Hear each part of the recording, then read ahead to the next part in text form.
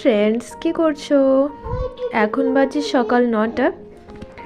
মোটামুটি সব কাজ সেরে বসে পড়লাম ছেলেটাকে একটু খাওয়ানোর জন্য। ওই যে বাটিতে দেখতে পাচ্ছ, এটা হচ্ছে স্যারিগ্রো। এরপরে টুকটুক টুকটুক করে একটু করে খাইয়ে দিচ্ছি। আর ও তো খেতেই চায় না, অনেক বদমাইশি করে।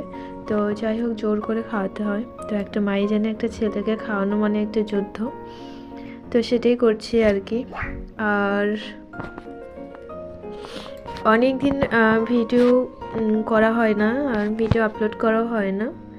ওর একটু শরীর খারাপ ছিল, তো এখন মোটামুটি ঠিক আছে।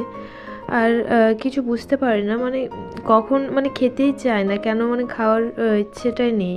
যখন ওষুধ খায় তখন ঠিক আছে, আর মানে খেতে চায় না। মানে যতদিন ওষুধ খাবে ঠিক আছে, তারপরে আর খেতে চায় না।